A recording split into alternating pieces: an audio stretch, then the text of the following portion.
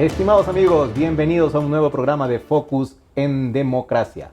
Estamos transmitiendo desde los estudios de la Radio Democracia en la capital de la República y por medio del canal de YouTube Democracia TV. Hoy tenemos como invitada a la candidata asambleísta nacional liderando la lista por la izquierda democrática, la doctora Vilma Andrade. Doctora, muchísimas gracias por estar aquí. La verdad es que la estábamos buscando hace algún tiempo para conversar con usted y es muy grato tenerla con nosotros. Muchas gracias. Para mí, encantada de compartir esta entrevista y, lógicamente, un saludo afectuoso a toda la audiencia.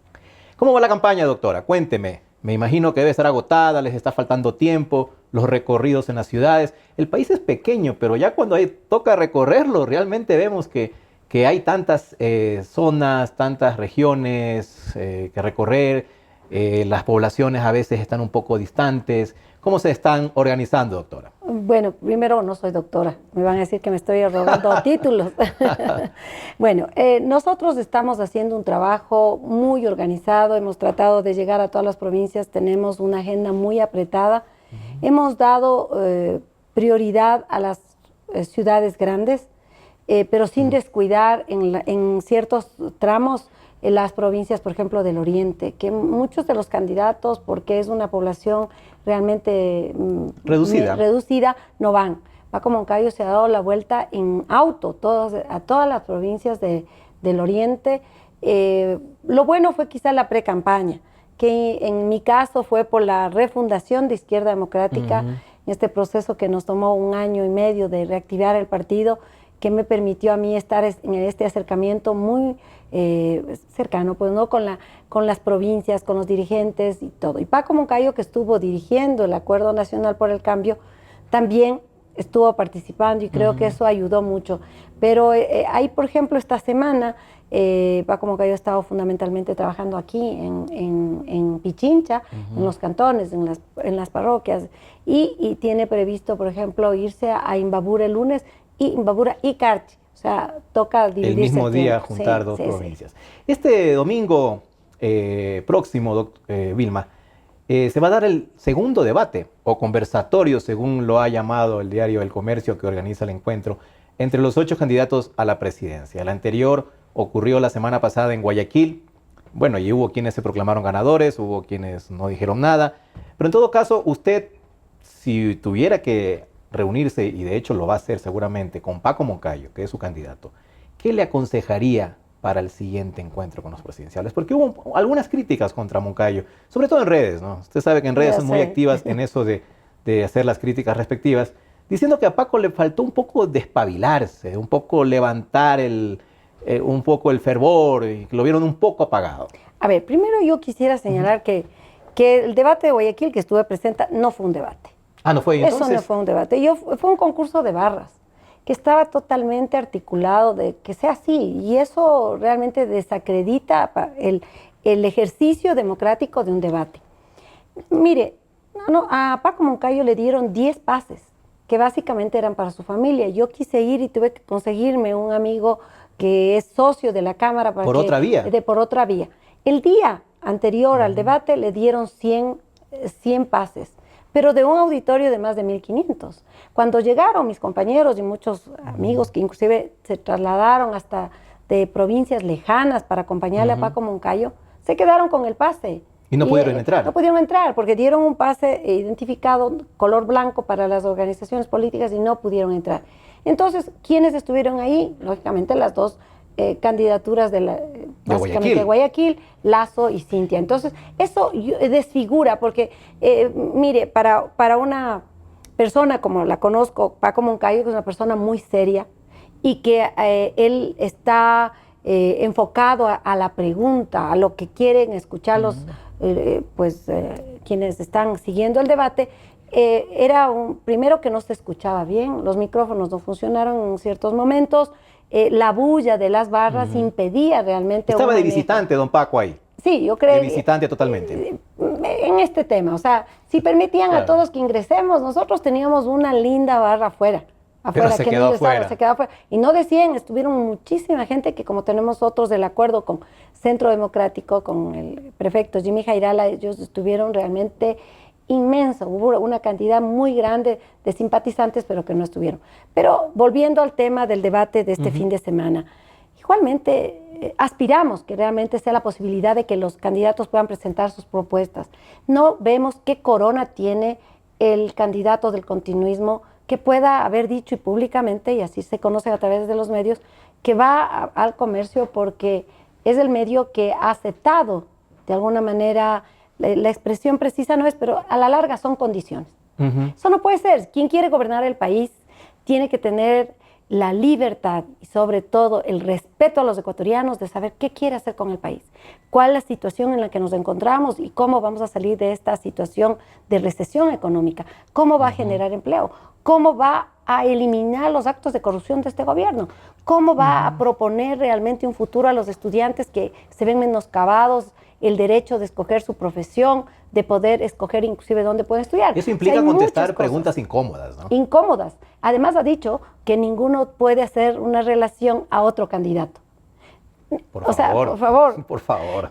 No puede es adjetivar, que es lógico, no puede ofender. Exactamente, eso sí, calificativos, no. Pero preguntarle o pedirle una explicación de lo que el señor ha hecho en los últimos tiempos, con fondos públicos. Así es. Con fondos públicos. Aquí no se trata de meternos en las cuentas privadas de nadie, pero sí... Con fondos de todos, en definitiva. Exactamente. Entonces, es muy cómodo decir, miren, o sea, mi familia, mi yerno tiene contratos con el Estado, pero por favor, no nos metamos con la familia. Exactamente. Por favor. Yo creo que es el momento para que el Ecuador pueda reconocer realmente quién defiende qué intereses. Y creo que ahí la fortaleza de Paco Moncayo es esa.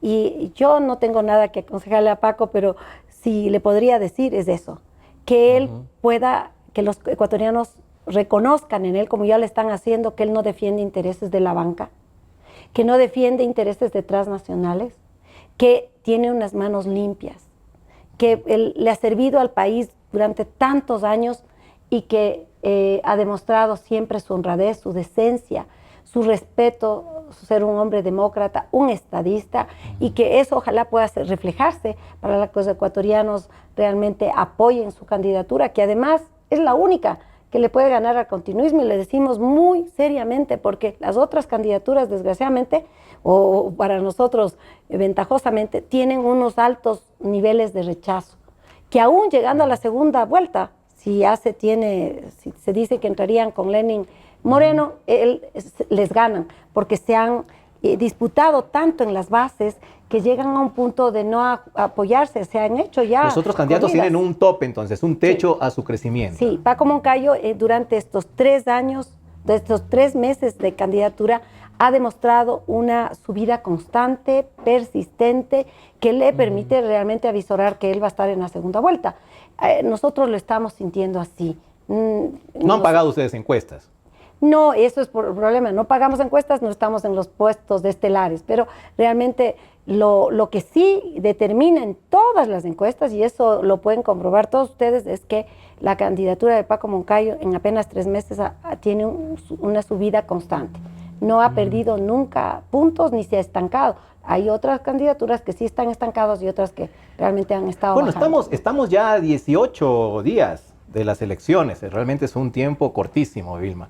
¿Alcanzará ese espacio, esos pocos días que quedan para que efectivamente el general Moncayo tenga el último empujón y logre pasar a la segunda vuelta?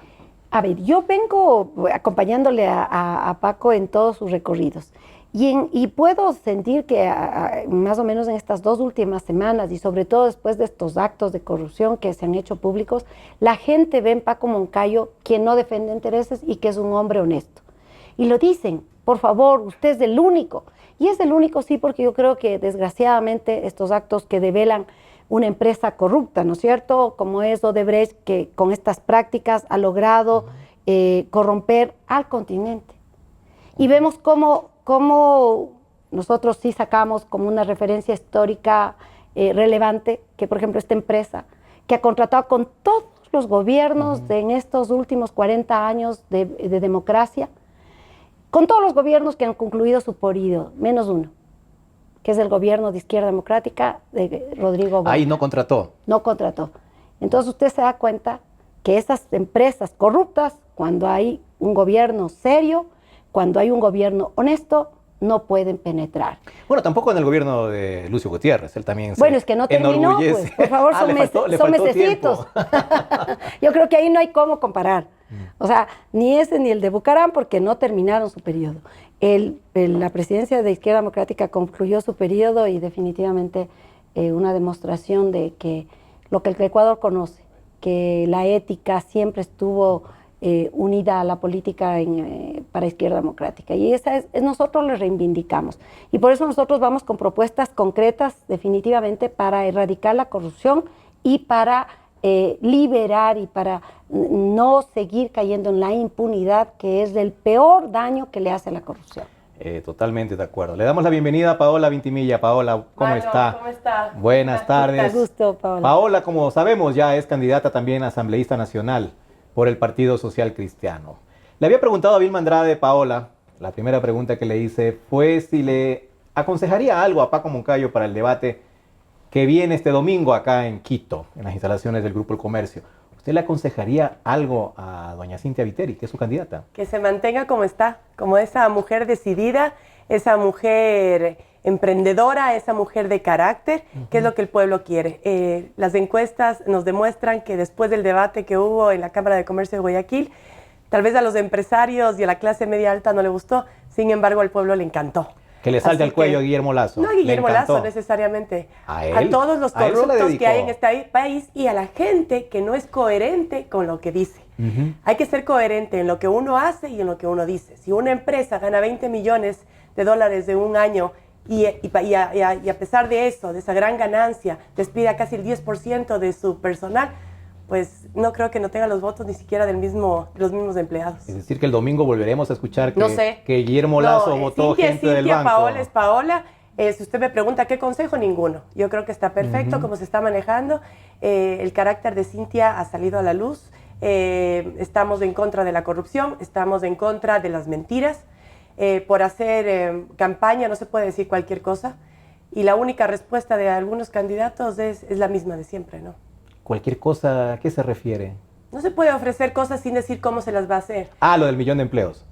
Nosotros hemos explicado claramente esos 200.000 empleos al año, 800.000 en los 4 años, cómo se los va a dar paso a paso, así que creo que tiene mucha más consistencia. No, yo no le he oído a Guillermo Lazo ni a su vicepresidente explicar cómo se va a hacer. No, es que la diferencia no es que es mucha de 200.000 de 800 a 1 millón. El problema es cómo lo va a hacer. Sí, y eso no lo he escuchado. ¿Usted lo ha escuchado? Cuénteme, porque yo no. La última vez el programa de Andrés Solo dijo de bajar impuestos. El pasado domingo. Solamente dijo bajar impuestos. Yo no voy a explicar la propuesta de Lazo, pero la verdad es que yo escucho bastante sobre el mismo tema que es el empleo. Yo también. Basar las propuestas de él y de otros candidatos. Yo no le escuché en ningún momento decir cómo. Lo que sí le escuchamos hoy día en un canal amigo de ustedes, en unos desayunos, hablar a nuestro vicepresidente explicando paso a paso cómo se van a dar esas 800.000 plazas de trabajo. ¿Aceptando la receta del FMI? No tiene nada que ver el Fondo Monetario en esto. ¿Y si nos manda una buena receta? Estamos bajando todos los impuestos, todo lo contrario lo que el Fondo internacional. Todo lo contrario lo que el Fondo Monetario normalmente sugiere, que es alza de combustibles, alza de impuestos, todo lo contrario estamos haciendo nosotros. Creemos que lo más positivo es quitarle carga tributaria total a la empresa privada. No vamos a subir ni el gas, ni el diésel, ni la gasolina, todo lo contrario. Creemos que tenemos que bajar todos los precios. ¿En qué momento se dio esa conversión de Mauricio Pozo?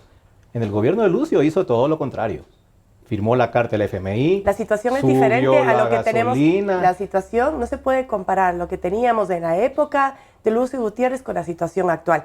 El país no aguanta un tributo más, no aguanta un impuesto más. La empresa privada está ahogada. Si no ayudamos a que la empresa privada salga adelante, que es la verdadera generadora de empleo de este país, entonces ¿a dónde vamos a parar? Si el mayor problema que tiene este país en este momento es la falta de empleo.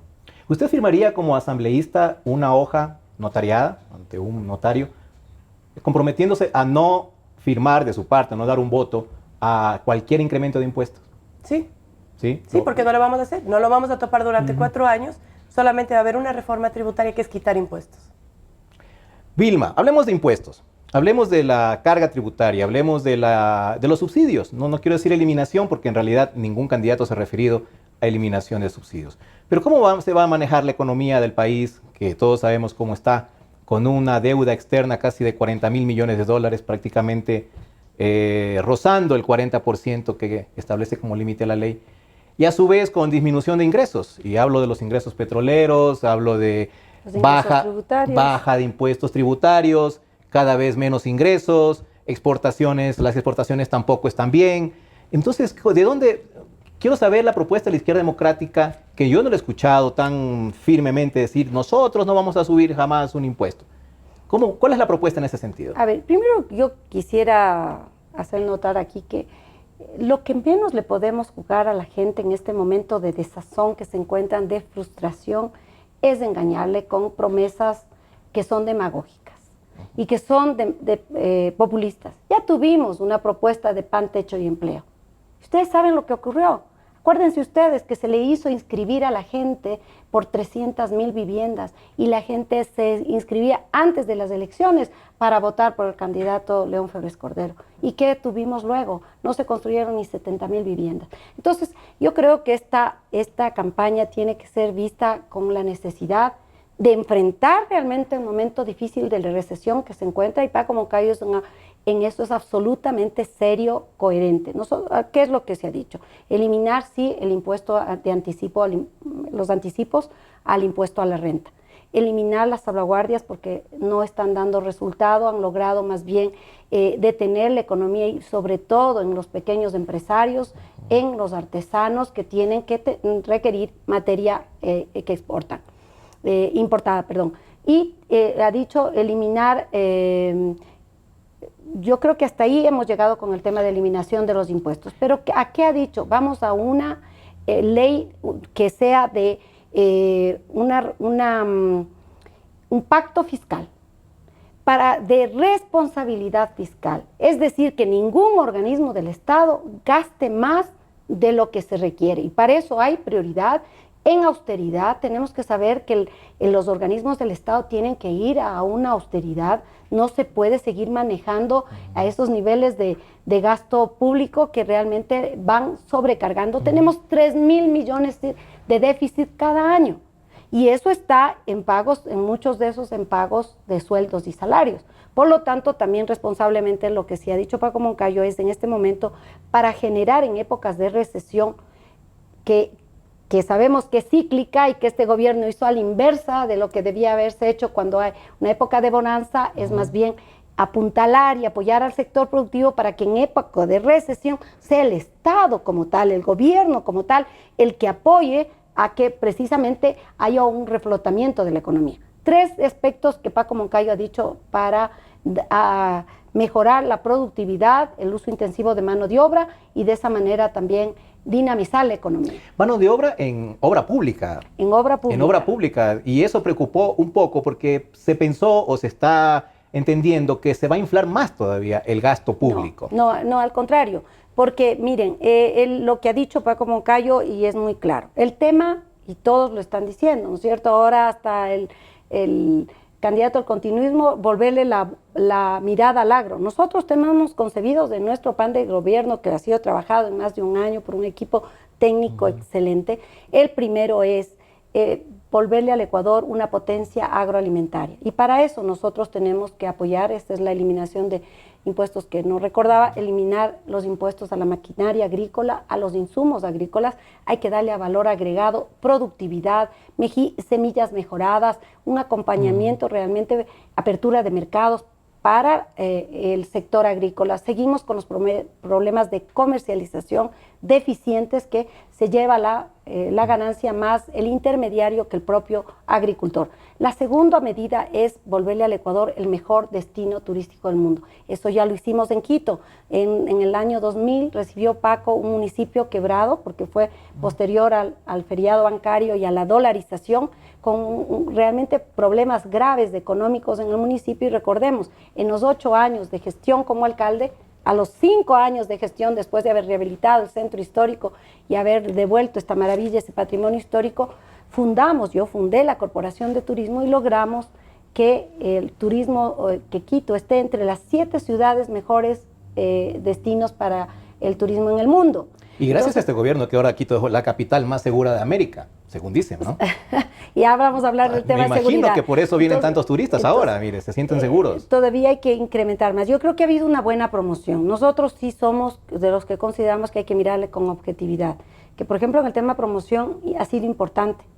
No quiero referirme a los montos descomunales que ha significado esa promoción, pero no ha habido realmente una articulación. La ley es obsoleta, vamos a reformar la ley del turismo, vamos a realmente articular a los diferentes organismos que apoyan y aportan en el tema solo de administración y control al turismo, y de esa manera generaremos también, es importante, el Ecuador tiene todas las características para ser un mejor destino turístico, en tan poquito espacio territorial, tener las 3 regiones, tener las Islas Galápagos, tenemos maravillas que mostrar, la gastronomía, la gentileza de la gente, bueno, todo podemos articular ese hacer proyecto. Una verdadera industria, entonces. Industria turística. Y el tercer aspecto, que es el que ya Paco Moncayo lo viene señalando, es que precisamente sobre una base que es inconcebible en pleno siglo XXI, 3,5 millones de ecuatorianos no tienen agua potable y alcantarillado. Y usted escucha a los funcionarios de turno lavarse las manos. Y decir, es que eso no es mi competencia. Pídanle a los municipios. Pero esto es no conocer la realidad social y mucho menos económica que tienen los pequeños municipios. No tienen la capacidad técnica y operativa, por ejemplo, para hacer sistemas de captación de agua, represas de agua potable. En Quito, nosotros recibimos del municipio en el año 2000, con Paco alcalde, 68% de dotación de alcantarillado y 72% de agua potable. Y entregamos con la construcción de la represa Salve Faccha y con la rehabilitación y aumento de otros sistemas de captación de agua, 98% de agua en el distrito, incluidas sus 33 parroquias, y 96% de alcantarillado. Y eso no lo hizo el municipio, lo hicieron los ingenieros, los arquitectos, hicimos con la comunidad, los adoquinados. Es un sistema muy bueno para reactivar la economía, para eso hay préstamos blandos. Las Naciones Unidas han determinado a los servicios básicos como los elementos de desarrollo del milenio. Por lo tanto, para eso hay créditos blandos, con años de gracia, con bajos intereses, a largos plazos, y eso vamos a emprender realmente. Esta es la oferta de Paco Moncayo. Y fíjese usted la responsabilidad que es de un presidente decir, voy a ser el presidente de los alcaldes. Ningún candidato ha señalado esto que es fundamental. Si no hay así sean alcaldes o sean cristianos, no importa. No, es que a todos, es que eso es lo bueno de Paco Moncayo, y saben los ecuatorianos y saben los quiteños que cuando él fue alcalde trabajó con todos los concejales de todos los partidos y con todos los presidentes y miembros de las juntas parroquiales, y así se desarrolló la ciudad. Usted vio que cuando Paco Moncayo articuló la recuperación del maravilloso centro histórico en un proceso de diálogo que también me cupo la suerte de participar en la empresa de centro histórico y haber reordenado a más de 11,000 vendedores ambulantes y haber construido 11 centros comerciales para dignificar su trabajo, no se pensó solo en el centro histórico como tal, se pensó en todos los centros parroquiales, en los 33 parroquias. Y sería bueno que la actual administración vuelva a poner atención al centro histórico, que lo veo bastante deteriorado nuevamente. Hay mucha basura. Y solo eso, y las señoras que se dedican al trabajo sexual no están invadiendo nuevamente el centro, y eso no tiene solución, y lo tienen al alcalde puesto contra la pared. Que no se da alternativas, sí. Entonces, está perdiendo imagen, Paola, quisiera que, como ha explicado Vilma, las bondades del proyecto que tiene el candidato Paco Moncayo, usted también explique las bondades o la manera en que Cynthia Viteri va a concretar todo lo que ella promete. Bueno, ya lo hemos dicho varias veces, qué es lo que se va a hacer para dar empleo. Hay varios planes, está el plan de vivienda, donde le costará 0 al Estado, 0, porque lo haremos con una alianza público-privada. Yo creo que la vivienda es una de las cosas que también mucha gente nos pide. ¿Y vivienda de qué rango de precios? La vivienda va a costar $150 máximo mensualmente, sin cuota de entrada por 20 años. Eso se lo hará, ya le digo, con la empresa privada, no tendrá un costo, nosotros damos el plan, muchas veces tendremos que dar el terreno y la gente tendrá su casa. Creo que ¿cuántas casas más o menos? No, no le podría decir este rato, no me acuerdo el número exacto de las casas, pero lo que va a hacer esto no solamente es dar vivienda a la gente, sino que va a reactivar el sector de la construcción y todo lo que el sector de la construcción maneja, digamos, de esta manera. Ahí vamos a tener muchísimos empleos. Se va a hacer el plan de guarderías, que a mí personalmente me encanta, porque en algún momento hubiera necesitado una guardería para mi hijo. Vamos a coger de guarderías. No, no se va a construir. Mire, la idea es coger barrios sumamente pobres y necesitados de las diferentes ciudades. Se escoge una casa, en esa casa se le invierte $10,000 y se le hace una guardería. Esa madre, la dueña de la casa, es la que contrata 4 más y le paga el sueldo básico a cada una. Ahí tenemos 50,000 plazas de trabajo directas, además que vamos a estar pendientes de que los niños tengan una buena alimentación y de esa manera contribuir para que no haya la desnutrición infantil. En este momento es bastante alto el índice. Esas guarderías, me imagino, estarán bajo el control del MIES, me imagino. Seguramente, ya veremos. Alguna cartera de Estado, obviamente, por el efecto de control. Sí, debería estar, obviamente, y el Ministerio de Trabajo también tiene que estar dentro de eso, ¿no? Por otro lado, vamos a construir esa famosa carretera que tanto los quiteños y guayaquileños y todo el país ha querido, una carretera de 6 carriles. Ahí también hay muchísimos empleos, 25,000 directos, más todo lo que se genere el comercio alrededor de la vía, que también es una buena noticia. Bueno, y en las ¿Cuánto nos va a costar, por cierto, el peaje en esa carretera, en esa autopista? Todo va a ser concesionado. No, ¿cómo podemos saber cuánto nos va a costar en este momento? Para empezar a prepararnos, porque gratis no va a ser. No, gratis no es nada. Ahorita el país no tiene plata. Nos dejan un país quebrado. Por lo tanto, si queremos construir carreteras y queremos hacer obras, tiene que ser con alianzas público-privadas o tiene que ser con concesiones. Y así va a ser. Ahora, por otro lado, ¿de dónde vamos a sacar la plata para todos estos proyectos? Me imagino que quieren saber, ¿no es cierto? Bueno, esto de la autopista es una inversión privada, se supone. Igual, pero la vivienda, cómo vamos a reactivar la economía, pues del gasto del Estado, más o menos son entre 8,000 y 10,000 millones de dólares. De eso podemos pasar unos 4,000 millones directamente al sector privado, con lo que le decía, concesiones y alianzas público-privadas. Ahí vamos a tener dinero para empezar a trabajar, para arrancar y para poder hacer todo lo que estamos prometiendo. ¿Y quién va a medir la utilidad de la empresa privada en este caso? Que el peaje que se cobra en la autopista sea un peaje... Tiene que ser una concesión que nos beneficie a todos. Exacto, podamos tener acceso y no tengamos que, para no pagar el peaje, seguir utilizando la vía Loa-Santo Domingo. Yo creo que lo que no queremos nuevamente es tener carreteras a un sobreprecio espantoso, que valen 3 o 4 veces más de lo que valen en otros países de Latinoamérica. Por supuesto, ¿no? Eso es lo que tuvimos durante estos 10 años, muchísimas carreteras, pero a unos sobreprecios espantosos. Eso es lo que no vamos a tener. Vamos a hacer una buena fiscalización, obviamente, no solamente a los 10 años de gobierno que se ha llevado, sino vamos a hacer una fiscalización al gobierno de turno, que seremos nosotros mismos los que nos encargaremos de que no haya más robo, más impunidad, más corrupción dentro del gobierno. Fiscalizarse ustedes mismos. Por supuesto. Como tiene que ser, la labor del asambleísta es eso, ¿no? Tenemos que hacer en este momento una pequeña pausa y volvemos enseguida para tocar el tema espinoso, efectivamente, de la corrupción. ¿Cómo se va a llevar adelante la fiscalización? Ustedes quieren ser fiscalizadoras, que es una de las competencias que tienen los legisladores. Así que lo tocaremos más adelante.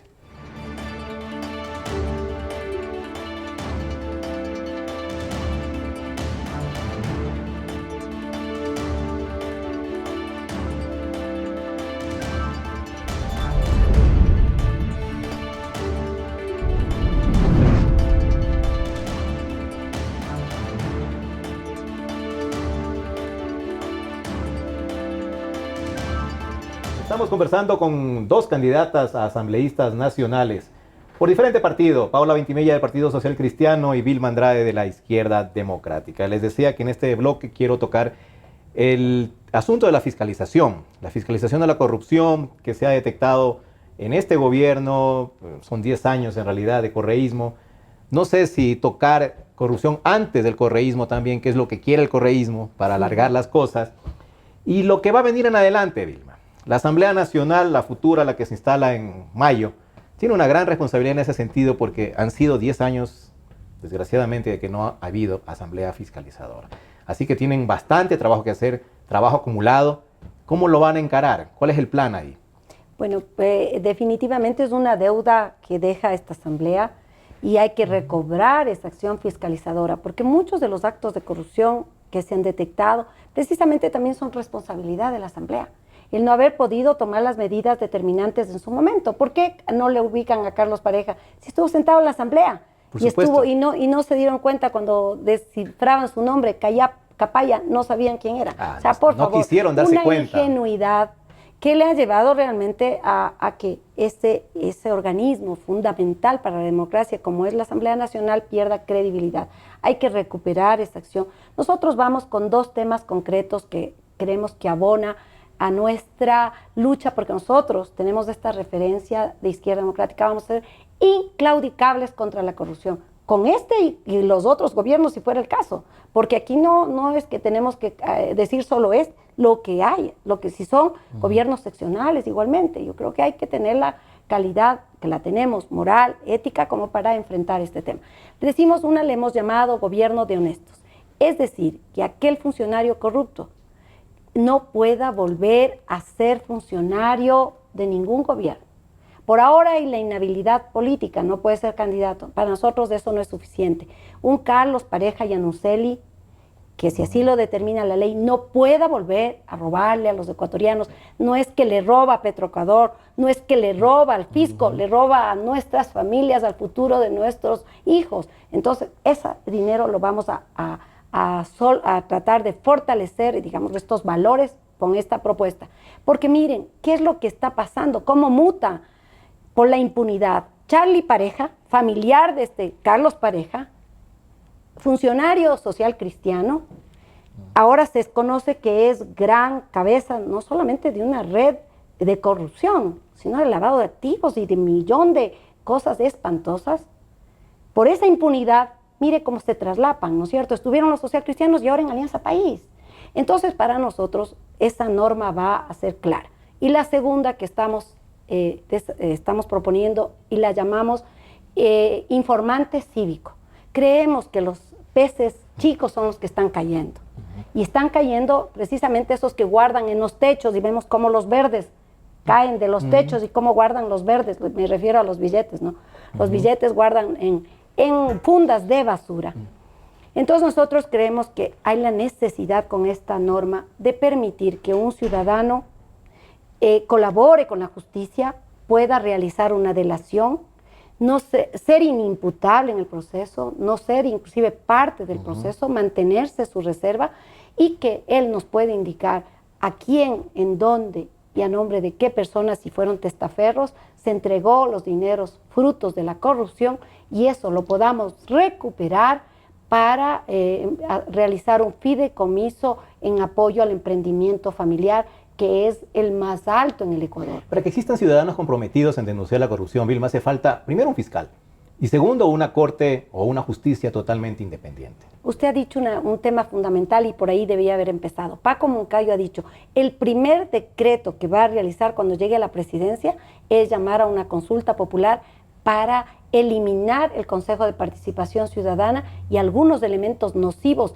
que hacen este hiperpresidencialismo nocivo para el Ecuador. Y mire, está comprobado que en gobiernos concentradores de poder son donde es el caldo de cultivo de la corrupción. Y entonces, por lo tanto, hay que desmontar este hiperpresidencialismo y eso se le va a hacer a través de la consulta. Nosotros creemos en que hay que fortalecer las instituciones, pero que instituciones que sean realmente democráticas, que demuestren al país que esa integración que en algún momento se pensó y que parecía razonable, que la participación ciudadana, que lo único que ha servido es para haberle burocratizado al ciudadano y sobre todo para constatar los ecuatorianos que a esos organismos del Estado van los esbirros del gobierno. Entonces eso no puede continuar y eso es lo que vamos a empezar realmente. Paola, ¿cómo se concreta la lucha contra la corrupción desde un puesto de asambleísta? Sí, primero quisiera que Vilma me explique cómo es que Charlie Pareja es funcionario del Partido Social Cristiano. No, fue funcionario del gobierno social cristiano. Hace más de 10 años, acaba de decir funcionario del Partido Social Cristiano. El señor Charlie Pareja no tiene nada que ver con el Partido Social Cristiano hace más de 10 años. Sí tiene que ver con el gobierno actual. Fue funcionario, hace Paola. Más de 10 años. Claro, pero fue el gobierno. Más de 10 años, no tiene nada, más de 10 años. sí tiene que ver con el gobierno actual y eso lo ha comprobado. Y si tiene que ir a la cárcel, pues tiene que ir a la cárcel. De eso no estamos...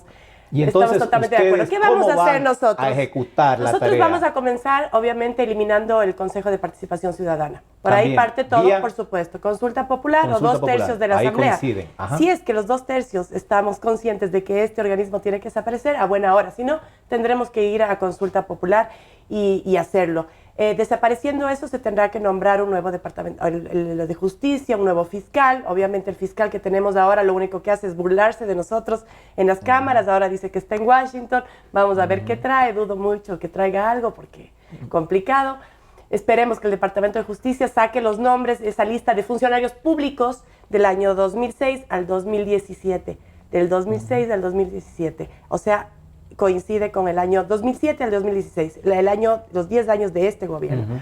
Habla de funcionarios públicos de este gobierno, pero bueno, si salen otros nombres, a buena hora. Hay que tomar en cuenta, Paola, que este Consejo de Participación Ciudadana actual está desarrollando ya un concurso para el nuevo fiscal. Sí, nos van a dejar con fiscal, nos van a dejar con contralor, pero para eso, el momento que nosotros llevemos a consulta popular o los 2/3 de la Asamblea desaparezcan este poder, se tiene que hacer nuevas elecciones. Y renovar, por supuesto. Eso es lo primero que vamos a hacer. De ahí vamos a tener un comité especializado que se encargue solamente de investigar los actos de corrupción. ¿Comité de? Un comité de ciudadano, un comité de políticos, de diferentes tiendas políticas, sobre todo la ciudadanía, creo que juega un papel fundamental. Una especie de comisión anticorrupción. Una comisión anticorrupción de verdad, que investigue con la veeduría de una comisión internacional. Vamos a pedir ayuda internacional también para que revisen todos estos procesos, todos estos contratos y vean en dónde se llevaron la plata, dónde está la plata del sobreprecio de carreteras, de escuelas del milenio, etcétera, Ya hay una comisión de ciudadanos que están dedicados a eso, que vienen trabajando desde hace algún tiempo. Participación ciudadana. No. ¿Cuál? La que está Jorge Rodríguez, Simón Espinosa, el doctor Julio César Trujillo, gente respetable. No sí, bueno, veamos, no importa de qué tienda política sea ni de qué comisión sea, lo que necesitamos es la mejor gente y gente capaz y gente proba que quiera realmente hacer un trabajo de fiscalización. Por otro lado, vamos a tener la veda cívica. Eso quiere decir que ninguna empresa ni ninguna persona que esté involucrado en algún acto de corrupción o haya sospechas o esté siendo investigado o haya sido investigado pueda trabajar con el Estado ni en el Estado. Con la mera sospecha. Sí. Mientras esté en investigación, si está en algún juicio en la fiscalía, pues no puede trabajar. Si se prueba su inocencia, obviamente, sí. ¿Cómo traer el dinero que ya se lo sacaron, que está en los paraísos fiscales? Buena pregunta. Siguen sacando. ¿Siguen sacando? Así a ver, vemos, cuénteme, ¿no? Que no he sabido esa última. Hay que leer un poco sobre los aviones en Dubái, sobre los aviones en ni sé dónde. Bueno, algo vi de un avión en Dubái, pero no sé si esté con dinero o no. Pero sería bueno que investiguemos un poco más. Mire que los mayores casos de corrupción de este país se han descubierto gracias al periodismo investigativo, ¿no? Y es un poco la ley de comunicación, es lo que ha coartado. Sin embargo, ahí tenemos un Fernando Villavicencio que justo hoy día le escuchaba a su esposa en la mañana hablando de que hace 3 años cuando allanaron su casa y se llevaron sus computadores y toda la información, pues toda la gente del gobierno ya sabía de lo que estaba pasando en Petroecuador y sin embargo se quedaron callados. O sea, quiere decir que hace 3 años ellos dejaron que sigan robando, por lo tanto son cómplices. Y por lo tanto tendrán también que responder ante la justicia. Vilma, ¿están de acuerdo ustedes dos en desaparecer prácticamente el Consejo de Participación Ciudadana y las autoridades que han designado y que piensan designar? Porque ahí está en lista el fiscal y el nuevo contralor. Lo que les pregunto, primero Vilma, luego Paola, ¿de dónde van a nacer las nuevas autoridades? ¿Quién las va a elegir? ¿Va a ser nuevamente la Asamblea Nacional la responsable de estas designaciones? Mire, nosotros lo que estamos viendo, la necesidad de recuperar y fortalecer las instituciones. No hay otro organismo que tenga realmente la representación real, popular, que garantice realmente que tiene esa representación. Pero para eso también tenemos que cambiar el método de asignación de escaños. Por ahora se dice, ¿no es cierto?, la Asamblea, y tienen la razón, nosotros somos mayoría y por eso han tomado las resoluciones, han tomado las decisiones, han hecho las leyes fundamentalmente venidas desde la iniciativa presidencial, porque así es, el presidente es un colegislador, pero si vemos lo que ahora mismo está vigente, con el 38% de votación en plancha, una organización se lleva el 60%. Por lo tanto, ya tiene una mayoría. Y no puede ser, o sea, no hay una representación minoritaria. Quiere decir que el 62% de electores que se quedaron fuera no tienen su representante. Entonces, creo que parte del fortalecimiento de la propia legislatura será que realmente exista una representación. Que será para las siguientes amplia. elecciones, en todo caso. Sí, y lo otro es,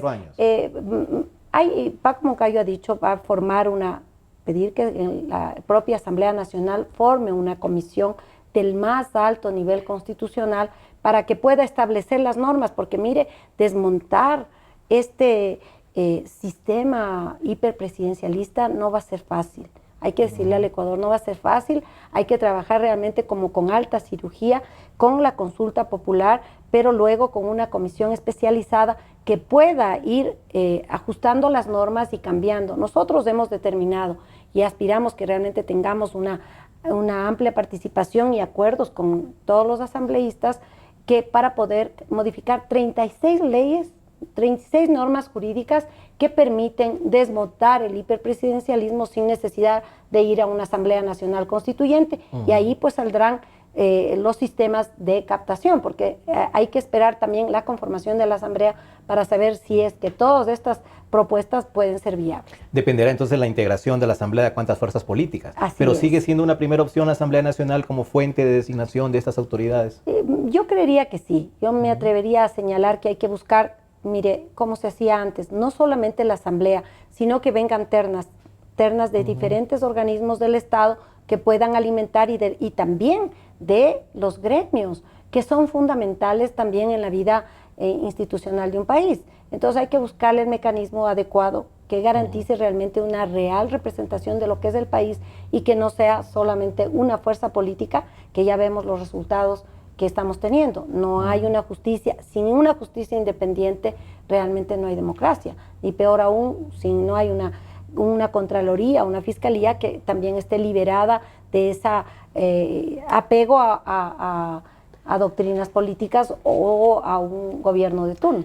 No Paola, ¿qué piensa usted? Procuraduría, Consejo Nacional ¿Y está de acuerdo Electoral, que sea la Asamblea nuevamente quien tenga la nombre. sartén por el mango en estos temas? A mí me hubiera encantado, a Paola Vintimilla, me hubiera encantado que sea el pueblo el que designe un fiscal, por ejemplo. Por votación. Por votación, con una terna presentada por parte del pueblo, parte de los partidos políticos. Creo que el fiscal juega un papel, y hemos visto un papel fundamental en todo lo que se hace. El sistema es la persona clave. Exacto. Así que creo que tiene que ser designada con mucho cuidado, con mucha responsabilidad. Y en este caso, la Asamblea, ¿qué papel jugaría? No, pues la Asamblea es la que tiene que poner a la terna, una que venga del área social, por ejemplo, la otra que venga de los partidos políticos, la otra que venga del Ejecutivo, y de ahí decidir quién, ¿no? Yo siempre he pensado que en el tema de las autoridades de control, más que por las leyes, depende de las personas que cumplan eficientemente su labor, porque ninguna ley dice, oiga, usted hágase de la vista gorda. Usted demórese un poquito en empezar una acción. Claro, el problema no está en las instituciones, el problema está en las personas que manejan. Y en los nombres. Así es. Entonces aquí no se trata tanto de cambiar las leyes a cada rato, sino más bien de encontrar las personas idóneas. No, pero en la Contraloría, por ejemplo, existía antes la posibilidad de hacer el control, ahora solo se hace control posterior. Sí. Antes había el control concurrente. Y eso permitía realmente una labor eficiente de la Contraloría. ¿Y usted cree que al doctor Poli le hubiera interesado en realidad hacer la acción previa? Si lo hubiese tenido, esa posibilidad. Es lo que yo digo, si estaría normado, entonces sí hace falta tener también la ley, para que en ese cumplimiento nosotros demandemos los ecuatorianos que se lo haga. Por ahora no existe. Claro. Entonces, la Contraloría, y lo dice el Contralor actual, yo he presentado y da un número pero inmenso de informes. O sea, ¿usted le cree al doctor Polito? No, no sé, no lo creo porque no conozco, pero esa información que está, esos informes, con responsabilidad en algún caso, dice él dice que ha mandado a la Fiscalía, pero desgraciadamente si esto no tiene una Yo le cuento, en el tema de la corrupción petrolera, el doctor Poli fue el que intervino al último. Claro, eso imagínese, es lo que está pasando. el caso más grave. Se le quitó poder a la igual que la Contraloría, Asamblea. ¿no? Totalmente. Ya no hace lo que tiene que hacer, ya no puede revisar los contratos antes y dar el visto bueno para que se realicen. Es que entonces, con estos contratos previo. de emergencia, con estos contratos suplementarios, es que existe toda la corrupción que está en este momento. Pero yo creo que lo que tú dices es muy cierto. Las instituciones son importantes y tenemos que volver a que esas instituciones tengan fuerza y peso, como las Fuerzas Armadas, como la Policía Nacional, no solamente como el Consejo Nacional Electoral, la Procuraduría, la Contraloría, la Fiscalía, que tengan peso, pero para eso tienen que tener una persona independiente que no se deba a un partido político ni a una persona. Tiene que ser independiente. ¿Existe el compromiso, Vilma, de Paco Moncayo y de ustedes como candidatos asambleístas que quieren ser asambleístas, de respetar las instituciones del Estado, cada una en su puesto, un consejo electoral que esté integrado por distintas fuerzas, por las que sean, un procurador también que no sea amigo del presidente, un fiscal que no vaya a ser el tío del presidente? ¿Cómo conseguir eso? Porque finalmente este es el cuento de nunca acabar. Y usted ha hablado de algo fundamental previamente, que muchas de las cosas tienen que ver quién está al frente. Paco Moncayo ya fue alcalde y miren, formó la Comisión Anticorrupción en el municipio. La puso al frente a Simón Espinosa, un periodista reconocido en el Ecuador por su personalidad y porque es realmente una persona de bien. A través de esa comisión se lograron detectar graves actos de corrupción de funcionarios de carrera, que fueron a ir a caer presos. Porque Paco Moncayo, cuando le puso a Simón Espinosa, le dio total independencia, pero además que sus criterios sean vinculantes a la acción administrativa municipal. Es decir, que había un sistema que cuidaba precisamente de que haya una acción de decencia y de ética en la administración municipal, y al que primero le pidió que realmente se le controle fue al alcalde y a su equipo. Entonces, eso garantiza que definitivamente Paco Moncayo lo va a hacer en la presidencia. Y nosotros creemos en el fortalecimiento total de las instituciones. Y para nosotros, una que quisiera mencionarla es el Seguro Social. El Instituto Ecuatoriano de Seguridad Social no es del gobierno de turno, tiene que recuperar la autonomía. Nosotros vamos con una propuesta de reforma integral del Seguro Social que garantice las prestaciones, garantice los servicios y que garantice la sustentabilidad en el tiempo. Por ahora, vamos a devolverle, como que haya dicho, a volver a pagar el 40% del fondo de pensiones al Seguro Social, porque esa es una responsabilidad del Estado, responsabilidad gubernamental que no se la puede eludir, pero también ha dicho claramente, no vamos a privatizar el IES. Nosotros estamos haciendo revisión de las propuestas propuestas de otras candidaturas y realmente asustan. O sea, hay una propuesta puntual de llevar a las cuentas individuales, es decir, eliminar el elemento fundamental de la seguridad social, que es la solidaridad, donde los que más ganan contribuyen para aquellos pensionistas o empleados que ganen el sueldo básico y que puedan acceder a una enfermedades catastróficas, a curación de enfermedades catastróficas, ayuda muchísimo, igualmente equilibra para el tema de pensiones. Sin embargo, Guillermo Lasso lo tiene, a ir a privatizar el Seguro Social. Ese es el actual sistema también, el de la solidaridad que mencionaba usted. Paola, ¿qué dice el Partido Social Cristiano al respecto? Yo recuerdo, sí, sobre el tema del Seguro Social, que una de las banderas de lucha hace algunos años del Partido Social Cristiano era, por ejemplo, la entrada de los seguros privados. ¿En qué ha quedado eso? No le he escuchado nada de seguros privados en esta ocasión. Lo que sí queremos es que el IES sea manejado no por un político amigo del presidente, sino sea manejado por una persona, un médico, alguien que sepa de seguros médicos, por personas que sepan lo que están haciendo. La crisis del Seguro Social, estaba oyendo ahorita lo que pasa en los diferentes hospitales del país y es impresionante. Una señora decía que acaba de llegar al hospital y que le dicen que tiene que hacerse una operación de columna, pero que no tienen los medicamentos ni tienen los insumos necesarios para la operación y que tiene que traer para el día siguiente $4,000. Para ser operada. ¿Dónde está la gratuidad? No hay medicinas, no hay médicos, los hospitales están deteriorándose, los hospitales se están manejando de una manera muy mal. Le acaban de quitar más plata a los jubilados. Acabamos de ver la noticia el día de ayer. Hay que reconocer esos 40.000 millones que se les debe.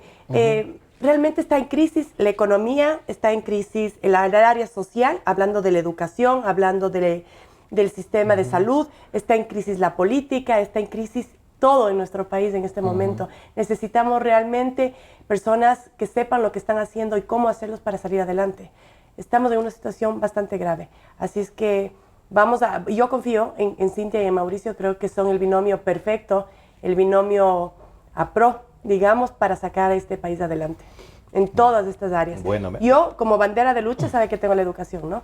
Claro. Entonces, hacer una reforma integral a la educación, lo que ha pasado ahora, quitar el examen del ENES y ponerle un ILE al ser bachiller, se volvió mucho más grave y lo vamos a ver ahora en marzo, el próximo mes, en el ciclo Costa, cuando los chicos no pueden ya le cuento que mi hija tiene que dar ese examen. Ya le contaré. Si no llegan a los 700 puntos, Marlon, sí, ni siquiera va a ser bachiller. Sí, ni siquiera se gradúan. Ahora ya no es que no pueden ir a la universidad que quieren. Les van a dar otra oportunidad después. Así es. Después de 3 meses, ya está eso. Estamos por terminar y quisiera que, como último mensaje, tanto Vilma como Paola, nos digan por qué creen ustedes que la gente, los ciudadanos, los votantes deben sufragar, primero por Vilma Andrade, segundo por Paco Moncayo el próximo 19 de febrero. Pero antes quisiera que solo que me permita que quizá la gran diferencia de tener un partido, como es Izquierda Democrática, un partido de centro-izquierda, es eso.